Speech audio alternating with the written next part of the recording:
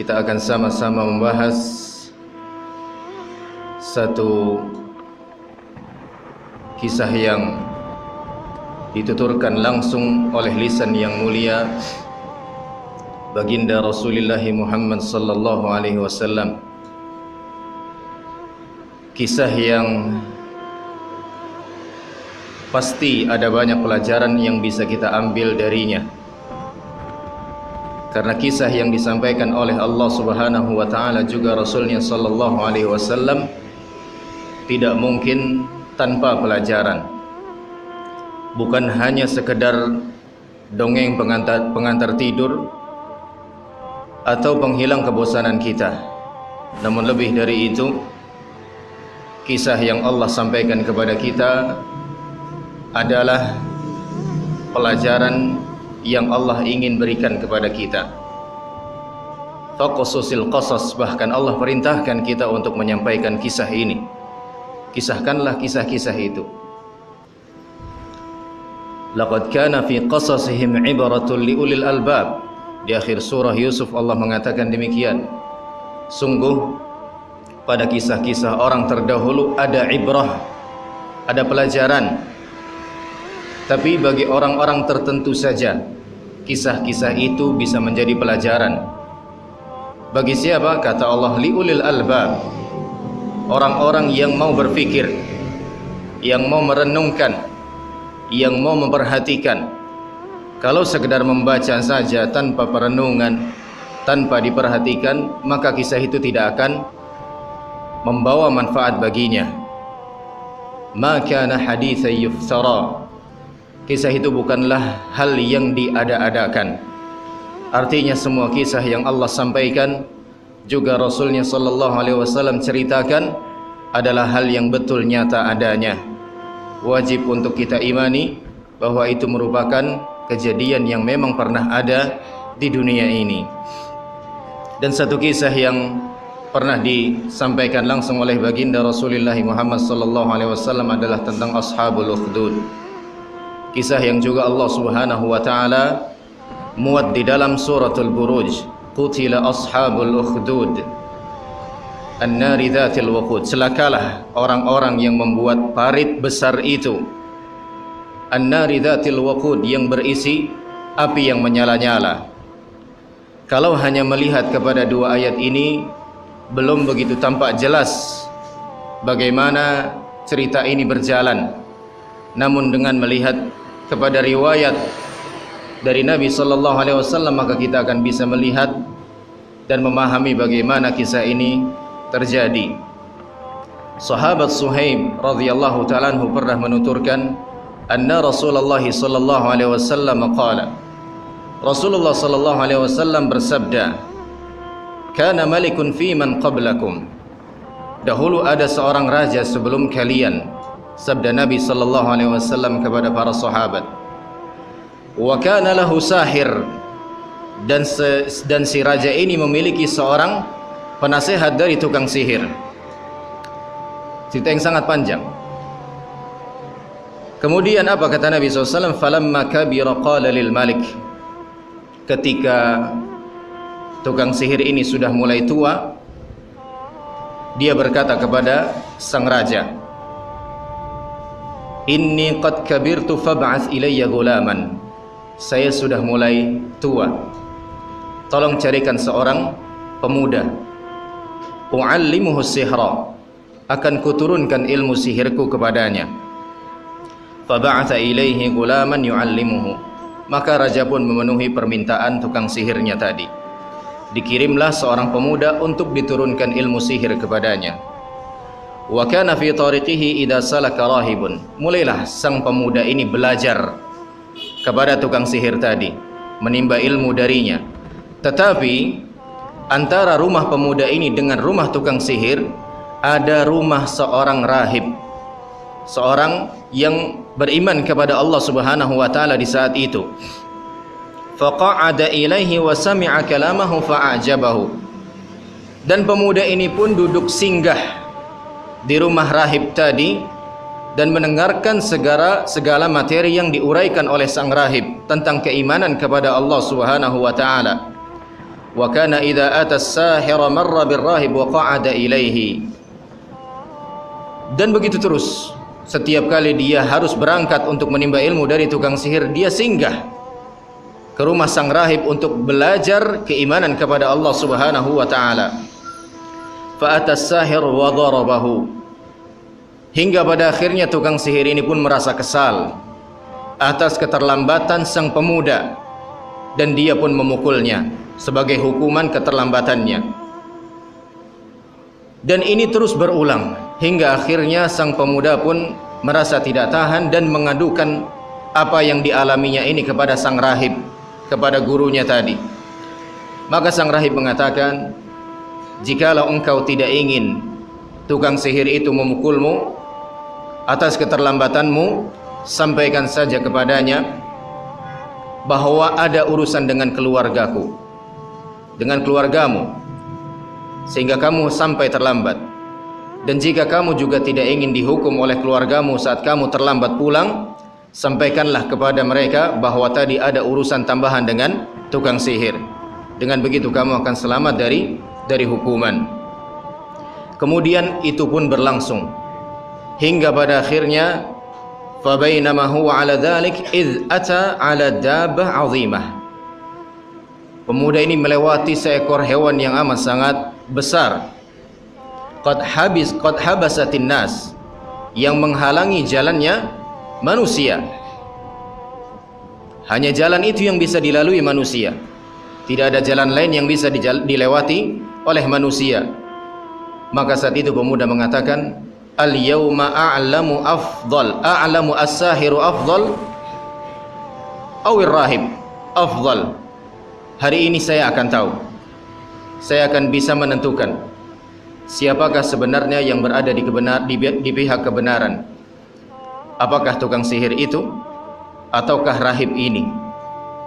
Dia masih bimbang, belum tahu siapakah yang berada di atas kebenaran. Maka dia pun berdoa kepada Allah Subhanahu wa taala. Fa akhadha hajaran, sambil mengambil sebongkah batu, dia berkata, Allahumma in kana amrul rahibi ahabba ilaika min amri sahir faqtul hadhihi ad-dabbah hatta yamdhiyan nas. Ya Allah, jika menurutmu sang rahib berada di pihak yang benar dan lebih engkau cintai, apa yang diajarkan lebih engkau sukai, maka izinkanlah aku untuk bisa membunuh hewan besar ini agar manusia bisa lagi melewati jalan ini. Maka dia pun melempar batu tersebut kepada hewan yang besar tadi, dan dengan izin Allah hewan itu pun mati hingga akhirnya orang-orang bisa melewati jalan tersebut lagi. Artinya doa yang dipanjatkannya dijawab oleh Allah Subhanahu wa taala. Saat dia tadi meminta siapa sebenarnya yang benar, tukang sihir ataukah rahib, ternyata Allah beri jawaban, rahiblah yang benar. Di situ dia sudah mendapat jawaban bahwa rahiblah yang benar, bukan tukang sihir. Faramaha faqatalaha wa madan nas. Akhirnya orang-orang pun bisa melalui jalan itu lagi. Fa'atar rahib fa akhbarahu. Dia pun menceritakan hal ini kepada sang rahib, kepada gurunya tadi. Dan sang rahib berkomentar apa? Ai bunayya, qad balaghta minal amri ma ara. Ananda atau putraku, engkau sudah mencapai kedudukan yang kulihat sendiri sekarang ini. Kedudukanmu sungguh sudah tinggi di hadapan Allah Subhanahu wa taala, sampai ada peristiwa besar ini terjadi melalui tanganmu. Kemudian kata sang rahib, wa innaka satubtala, tapi ketahuilah, harus kamu ketahui, kamu pasti akan dapat ujian. Kamu pasti akan dapat ujian jika kondisimu sudah seperti ini tingginya di hadapan Allah Subhanahu wa taala. fa in ibtulita fala tadulla alayya. Jika kamu sudah menjumpai ujian itu, jangan ceritakan tentang diriku kepada siapapun. Jangan ceritakan tentang diriku kepada siapapun. Dan setelah itu kata Nabi sallallahu alaihi wasallam, pemuda ini dengan izin Allah Subhanahu wa taala dapat mengobati berbagai macam penyakit. Penyakit kulit, kebutaan, tuli dan lain sebagainya. Allah berikan kesembuhan kepada orang-orang tersebut lewat pemuda ini. Fasami'a jalisun lil malik. Ada seorang keluarga kerajaan yang mendengar perihal pemuda ini. Dan orang ini mengalami kebutaan. Ia pun tertarik untuk menemui sang pemuda. Datanglah dia ke rumah sang pemuda dengan membawa banyak bawaan hadiah. Dan dia berkata kepada pemuda tersebut, "Ma hahuna laka ajma' in syafaitani." Semua hadiah yang kubawa ini adalah untukmu, akan menjadi milikmu jika kamu bisa menyembuhkanku. Apa kira-kira reaksi sang pemuda? Dia tetap sadar diri dan rendah hati seraya mengatakan, "Inni la asfi ahadan." Saya tidak bisa menyembuhkan. Saya tidak bisa menyembuhkan siapapun. Innama yashfillah. Yang memberi kesembuhan itu Allah Subhanahu wa taala.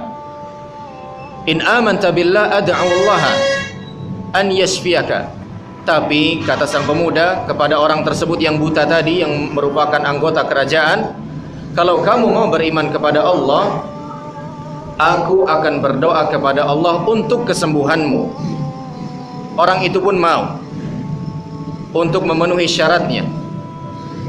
Dia beriman kepada Allah Subhanahu wa taala dan pemuda pun berdoa kepada Allah untuk kesembuhannya. Dengan izin Allah, pemuda itu atau orang tersebut sembuh dari kebutaannya. Setelah sembuh dari kebutaannya, dia datang menemui sang raja. Sang raja pun kaget dengan apa yang dia saksikan di hadapannya. Dia bertanya kepada temannya tersebut, teman duduk sang raja tersebut yang baru saja sembuh dari kebutaannya.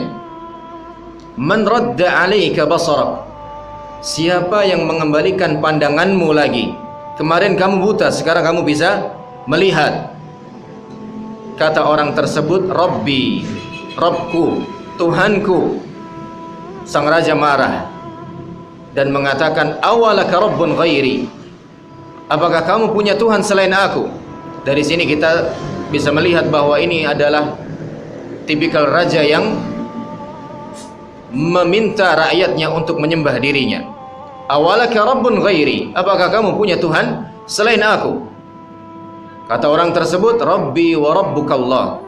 Tuhanku dan Tuhanmu adalah Allah Subhanahu wa taala. Fa akhadha falam yazal yu'adzibhu hatta dalla 'ala al-ghulam faji'a bil ghulam. Maka sang raja pun terus menyiksa, menahan orang tersebut dan menyiksanya sampai akhirnya dia mengatakan bahwasannya pemudalah yang berdoa kepada Allah untuk kesembuhannya. Raja pun memerintahkan prajuritnya untuk menghadirkan sang pemuda. Sang pemuda pun ditanya oleh sang raja, wahai pemuda, sihirmu sungguh sudah luar biasa. Sudah bisa menyembuhkan orang yang buta dan lain sebagainya, yang ingin kamu lakukan bisa kamu lakukan. Kata pemuda tersebut, inni la asfi ahadan. Jawaban yang sama. Saya tidak bisa menyembuhkan siapapun. Innama yashfillah. Yang bisa menyembuhkan adalah Allah Subhanahu wa taala. Maka sama, sang raja pun memperlakukannya dengan apa yang dia perlakukan kepada orang yang pertama tadi. Pemuda ini ditahan dan terus disiksa hingga akhirnya dia mengatakan bahwa dia selama ini belajar kepada seorang rahib, belajar keimanan kepada Allah kepada seorang rahib.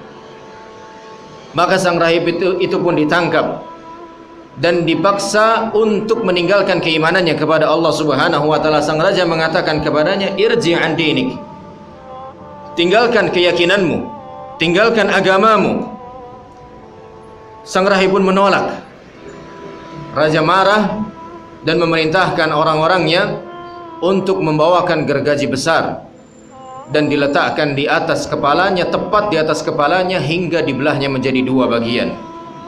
Kejadian ini disaksikan langsung oleh sang pemuda tadi.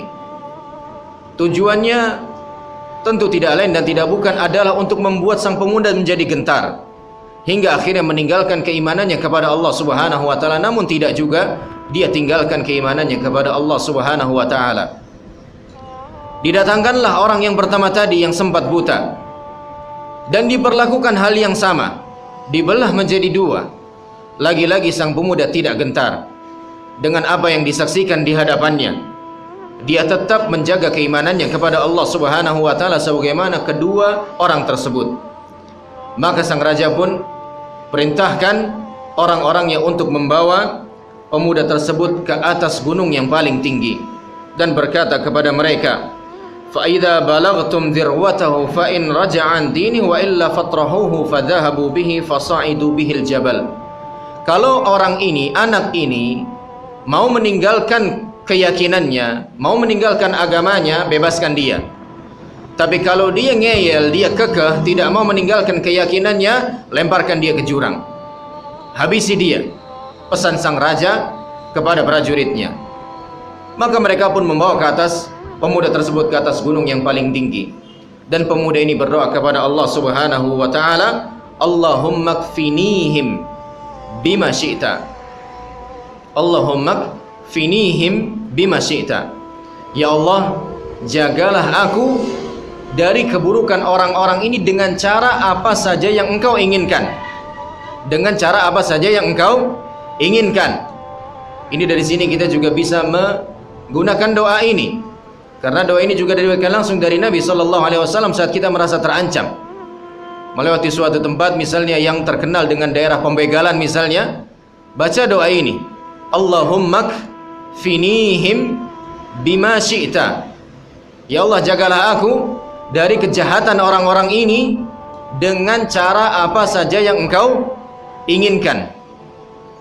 Maka gunung itu pun bergoncang dan menyebabkan orang-orang tadilah yang justru masuk ke dalam jurang, mereka tewas.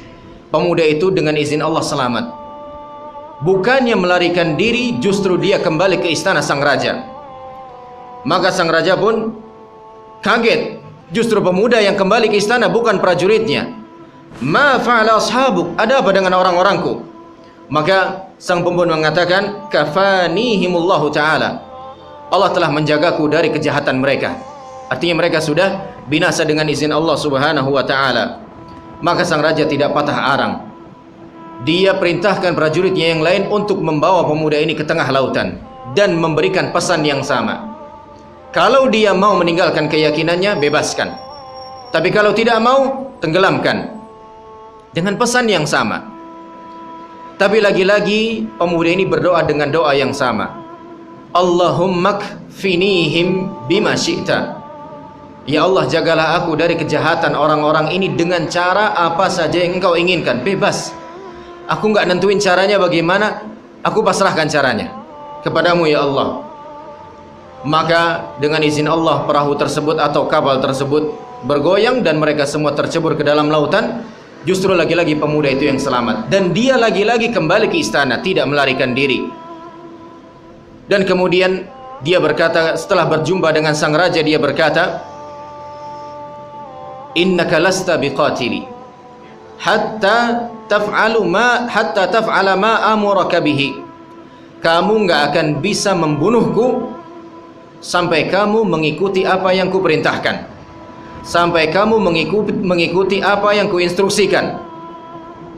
Kata sang raja, "Ma huwa?" Apa yang harus saya lakukan untuk bisa membunuh kamu? Kata pemuda tadi, "Tajma'un nasa fi sa'idin wahidin." Kumpulkan semua rakyatmu di satu tanah lapang yang sama. Kumpulkan mereka semua. Ini hal poin pertama. Poin kedua, taslubuni ala jadha. Ikat aku di pelepah kurma. Yang ketiga, khudh sahman min kinanati. Gunakan anak panahku, jangan anak panah yang lain. Thumma dha' sahma fi kabidil qaus. Letakkan anak panah di busurnya dan ucapkan Bismillahi Rabbil Ghulam, dan ucapkan dengan menyebut nama Allah, Rabbnya pemuda ini. 4 hal yang harus kamu lakukan. kumpulkan semua rakyatmu di tanah lapang yang sama, gunakan anak panahku, ikat aku di pelepah kurma, kemudian gunakan anak panahku, dan saat hendak menembakkan diri anak panah itu kepadaku, ucapkan Bismillah Rabbi hadzal gulam, dengan menyebut nama Allah, Rabbnya pemuda ini. Kata pemuda tadi, fa innaka idza fa'alta dzalika qataltani. Kalau kamu lakukan apa yang tadi kukatakan, kamu pasti bisa membunuhku. Kamu pasti bisa membunuhku, kata pemuda tadi. Maka sang raja pun mengikuti apa yang disampaikan kepadanya oleh sang pemuda. Fa jama'an nasa fi sa'idin wahid. Dia kumpulkan semua rakyatnya di satu tempat yang sama. Wa salabahu ala jaza'. Dia salib pemuda tadi di pelepah korma. Thumma akhadha sahman min kinanatihi. Kemudian ambil anak panah dari kantung panah si pemuda tadi. Thumma wada'a sahma fi kabidil qaus. Kemudian dia taruh di busurnya dan dia mengucapkan Bismillahirabbil gulam, dengan menyebut nama Allah, Rabbnya pemuda ini, Tuhannya pemuda ini. Kemudian dia pun tembakkan anak panah tersebut kepada pemuda tadi. Fa'utiyal malik faqila lahu la.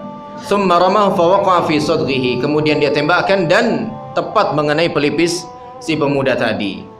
Dia pun meninggal dunia dengan izin Allah Subhanahu wa ta'ala. Saat menyaksikan kejadian luar biasa ini, rakyatnya pun sontak mengatakan, amanna bi rabbil ghulam. Kami juga mau beriman. Kami juga beriman kepada Rabbnya pemuda ini, kepada Tuhannya pemuda ini. Kenapa? Karena mereka baru saja menyaksikan peristiwa yang luar biasa. Bukan saat berhasilnya sang raja membunuh pemuda tadi, tetapi saat terbuktinya ucapan pemuda tadi bahwa untuk membunuhnya harus mengucapkan Bismillahirabbil ghulam, dengan menyebut nama Allah, Tuhannya pemuda ini. Rakyatnya pun beriman kepada Allah Subhanahu wa ta'ala, tidak lagi menyembah sang raja, di mana dahulunya mereka menyembah sang raja. Sang raja pun marah dan memerintahkan orang-orangnya untuk menggali parit yang besar, dan parit ini dalam bahasa Arab disebut dengan al-ukhdud, disebut dengan al-ukhdud. Makanya kisah kita dinamai dengan kisah Ashabul Ukhdud. Ashabul Ukhdud di sini adalah mereka yang membuat parit itu, raja dan bala tentaranya. Makanya Allah katakan qutila ashabul ukhdud, binasalah, celakalah para pembuat parit itu.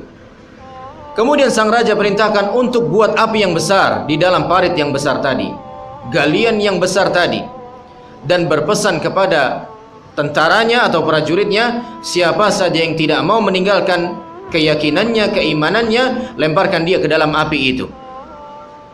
Tapi siapa saja yang mau meninggalkan keimanannya, bebaskan dia. Tapi tidak ada satu pun yang mau menuruti sang raja. Semua dilemparkan hidup-hidup ke dalam api yang besar tersebut, hingga tersisa seorang ibu dengan anaknya. Fataqa Sa'ad, kata Nabi SAW. Ibu itu pun merasa sedikit ragu untuk mempertahankan keimanannya atau tidak, mengingat dia masih memiliki anak yang kecil. Ternyata Allah Subhanahu wa ta'ala berkehendak lain. Anak itu bisa berbicara, isbir ya ummah fa innaki 'alal haq. Sabar wahai ibuku, engkau berada di atas pilihan yang benar. Maka dia pun atau ibu itu pun ikut melemparkan dirinya ke dalam api yang besar tadi. Hadis diriwayatkan oleh Imam Muslim rahimahullahu taala. Hadis yang sangat panjang, yang tentunya akan banyak faedah yang bisa kita ambil satu persatu dari hadis yang sangat panjang ini. Di antara faedah yang disampaikan atau bisa diambil dari hadis ini adalah benarnya kenabian Rasulullah Muhammad sallallahu alaihi wasallam. Sidqu nubuwwati Rasulullah Muhammad sallallahu alaihi wasallam.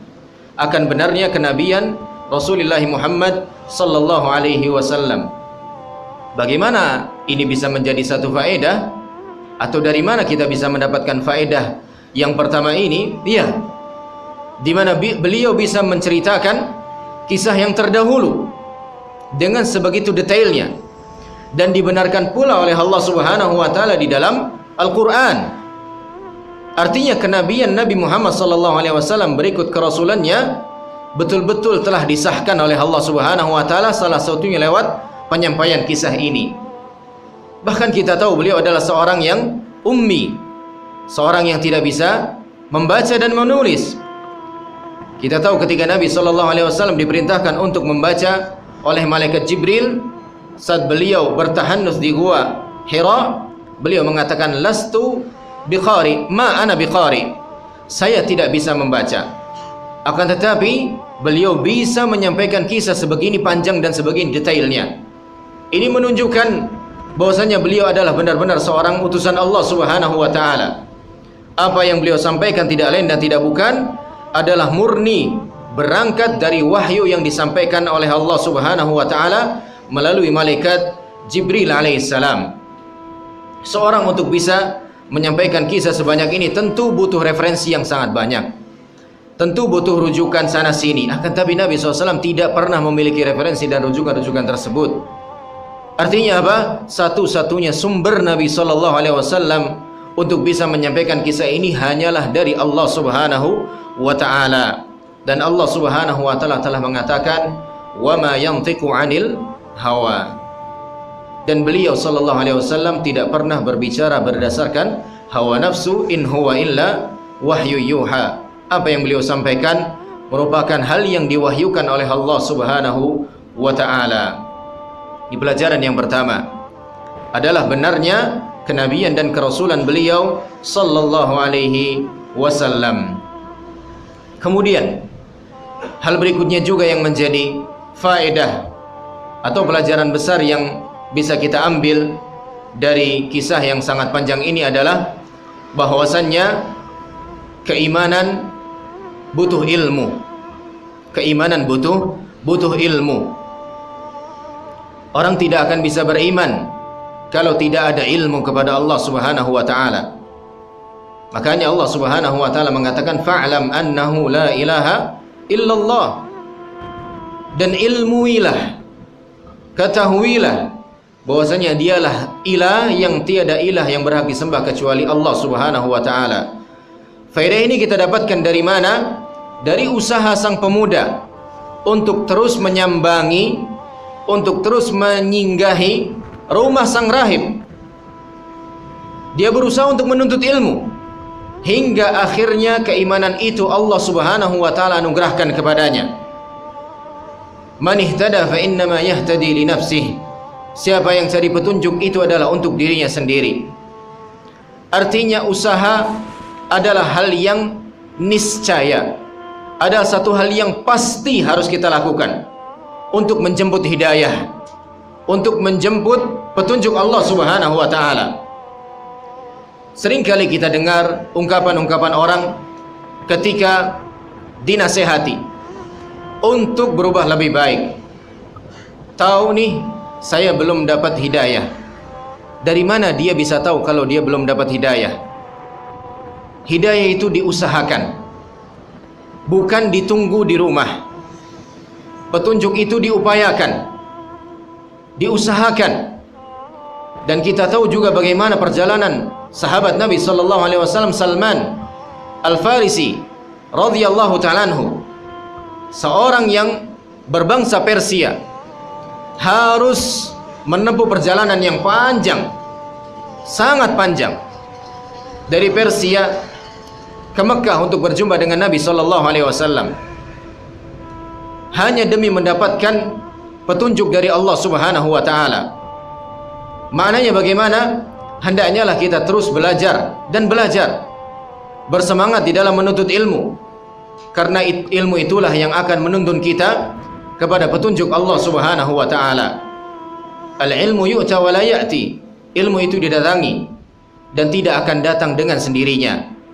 Butuh upaya yang luar biasa dari kita untuk bisa mendapatkan ilmu yang telah Allah Subhanahu wa taala karuniakan kepada kita. Dan walhamdulillah, kita hidup di zaman di mana Allah Subhanahu wa taala telah mempermudah segala fasilitas bagi kita untuk bisa menuntut ilmu. Perjalanan panjang pun juga sudah dipermudah oleh Allah Subhanahu wa taala dengan kendaraan yang luar biasa canggihnya. Tidak sebagaimana ulama terdahulu yang terkadang harus berkendara dengan hewan dan terkadang harus berjalan kaki hanya demi mendapatkan satu hadis saja dari Nabi sallallahu alaihi wasallam. Akan tetapi hal sesulit itu tidak kita dapatkan, tidak kita jumpai, dan kita lebih menjumpai banyak kemudahan dari Allah Subhanahu wa taala. Maka ini merupakan nikmat yang sungguh luar biasa dari Allah Subhanahu wa taala. Dan ketika kita dipermudah oleh Allah Subhanahu wa taala untuk menuntut ilmu, itu berarti menjadi satu tanda dari Allah Subhanahu wa taala. Mudah-mudahan kita juga menjadi orang yang dimudahkan oleh Allah Subhanahu wa taala untuk bisa menggapai surga Allah Subhanahu wa taala. Nabi sallallahu alaihi wasallam pernah bersabda, "Man salaka tariqan yaltamisu fihi ilman, sahhalallahu lahu bihi tariqan ilal jannah." Barang siapa yang meniti satu jalan untuk menuntut ilmu, maka Allah Subhanahu wa taala akan mudahkan baginya jalan menuju surga. Surga itu adalah satu pencapaian tertinggi yang bisa digapai oleh seorang hamba, oleh seorang manusia. Pencapaian apapun butuh usaha.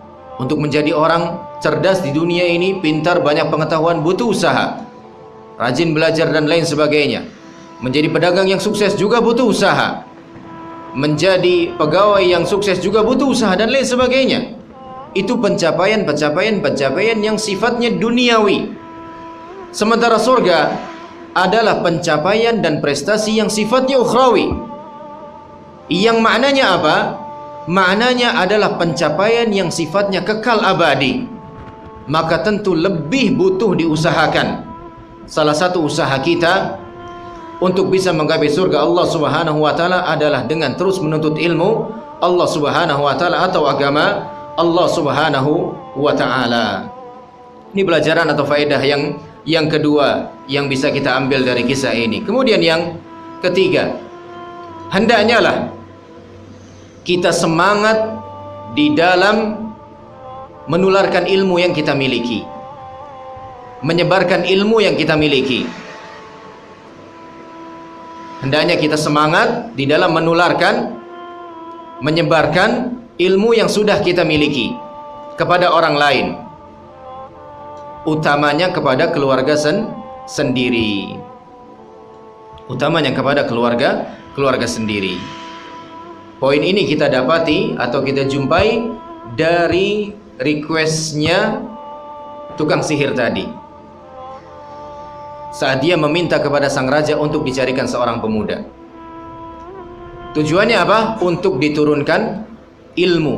Lihat, tukang sihir saja, orang yang berada di atas al-haq atau kebatilan dia, kebatilan. Dia nggak mau ilmunya berhenti di dia. Dia mau ada orang yang menjadi penerusnya, orang yang menyambut tongkat estafetnya. Dia ingin seperti itu, padahal dia orang yang berada di atas kebatilan. Maka kita yang alhamdulillah dengan izin Allah Subhanahu wa taala berada di atas al-haq, harusnya lebih semangat lagi di dalam menularkan kebaikan, di dalam menyebarkan kebaikan, ilmu yang sudah kita dapatkan, walaupun itu sedikit. Apalagi sekarang sarana untuk menyebarkan ilmu amat sangat banyak sekali. Jangan sampai ilmu yang kita dapatkan hanya berhenti di kita saja. Tidak, jangan. Sayang. Karena itu akan bermanfaat bagi kita nanti setelah kita meninggal dunia. Setelah kita meninggal dunia, banyak amalan yang akan terputus pahalanya. Kecuali 3 hal kata Nabi SAW. Salah satunya apa? Ilmu yang bermanfaat.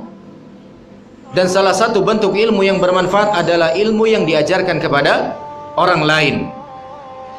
Idza mata ibnu Adam in qata'a amaluhu illa min thalath. Jika seorang manusia meninggal dunia, semua pahala amal solehnya selesai, putus, kecuali 3 hal. Shadaqatun jariyah, wa ilmun yuntafa'u bihi, wa waladun salihun yad'u lahu. Sedekah jariyah itu sedekah yang kemanfaatannya dirasakan oleh umumnya kaum muslimin. Bangun jalan, bangun masjid, tempat wudu, MCK dan lain sebagainya, walaupun sumbangsinya kecil, selama itu berlangsung terus berjalan. Yang kedua, ilmun yuntafa'u bihi, ilmu yang bermanfaat. yaitu ilmu yang diamalkan dan diajarkan. Dan yang ketiga, anak yang soleh, yang senantiasa berdoa kepada Allah Subhanahu wa ta'ala untuknya. Ilmu yang bermanfaat. Dan sekarang untuk menyebarkan ilmu ini sangat mudah. Akan tetapi kita tentu butuh ketelitian dan kehati-hatian. Artinya tidak sembarangan kita main sebarkan saja tanpa meng-cross check terlebih dahulu akan tingkat kebenarannya. Jangan main perasaan, jangan main selera. Kadang ada orang dapat broadcast, dirasa isinya bagus, menyentuh jiwa, tanpa dia cross check terlebih dahulu tingkat kesohihannya main dia sebarkan. Ini bahaya. Apalagi di dalamnya dimuat hadis yang belum tentu sahih atau tidak. Maka apa yang harus dilakukan? Sebelum melakukan hal yang demikian, menyebarkan kepada yang lain, hendaknya lah ditanyakan terlebih dahulu kepada ahlul ilmi, kepada seorang yang berilmu, kepada ustadzkah atau siapakah yang dianggap berilmu, tentang tingkat kesahihan artikel yang hendak disebarkan, video yang hendak disebarkan. Fas'alu ahla dzikri in kuntum la ta'lamun. Tanyalah kepada ulama kalau kamu tidak tahu. Karena apa? Karena sangat bahaya ketika kita menyebarkan satu hal yang belum kita ketahui kesahihannya. Apalagi ternyata belakangan kita ketahui yang kita sebarkan adalah nyata-nyata hadis palsu. Ini sangat bahaya. Tergolong dosa besar, tidak main-main. Nabi SAW pernah bersabda, "Man kadzaba alayya muta'ammidan falyatabawwa maq'adahu minan nar." Barang siapa yang berdusta mengatasnamakan diriku, maka siapkan sendiri tempat duduknya di neraka. Ini hadis sedang berbicara tentang ancaman bagi para pembuat hadis palsu. Dan orang yang ikut menyebarkannya pun berarti ikut andil. Maka hendaknya lah kita hati-hati. Sebelum menyebarkan satu artikel di mana di dalamnya dimuat sebuah hadis dan kita belum tahu tingkat kesahihannya, tanyakan terlebih dahulu kepada ustaz. Ustaz, ana dapat artikel seperti ini. Menurut ana sih bagus isinya, tapi belum tentu sahih. Sebelum ana sebar, ana mau tanya dulu ke antum nih, menurut antum gimana? Benar begini enggak? Sahih tidak hadisnya? Kalau iya, ana sebar, kalau enggak sudah selesai. Ana hapus saja. Ini merupakan satu kehati-hatian.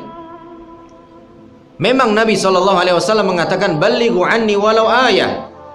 Kita diperintahkan untuk menyampaikan segala hal dari Nabi SAW walaupun satu ayat saja. Akan tetapi itu tidak sembarangan. Harus betul-betul kita pahami dan kita pastikan kesahihannya terlebih dahulu. Kenapa? Karena Nabi SAW dalam hadis yang lain bersabda bagaimana? Nadharallahu imra'an. Semoga Allah menerangi, menyinari wajah seseorang. Sami'a maqalati, yang mendengarkan hadis-hadisku, ucapan-ucapanku. Fawa'aha, kemudian dia memahaminya. Wa hafidhaha, kemudian dia menghafalnya. Wa addaha kama sami'aha, dan dia menyampaikannya sebagaimana dia mendapatkannya. Lihat beberapa step atau langkah sampai pada akhirnya kita bisa menyampaikan hadis Nabi SAW. Pertama apa? Mendengar, belajar maksudnya. Yang kedua, paham. Yang ketiga, hafal. Yang keempat, baru sampaikan, amalkan dan sampaikan. Nah, poin yang kedua di sini nih, yang kedua, paham. Paham itu maksudnya ya paham maknanya, ya paham sahih tidaknya. Kalau ini sahih sampaikan, kalau tidak ya sudah stop. Jangan nekat. Jangan mentang-mentang menyentuh sekali terus langsung disebarkan. Enggak, jangan dulu. Hati-hati. Karena berbicara mengatasnamakan Nabi Muhammad SAW tidaklah perkara sederhana.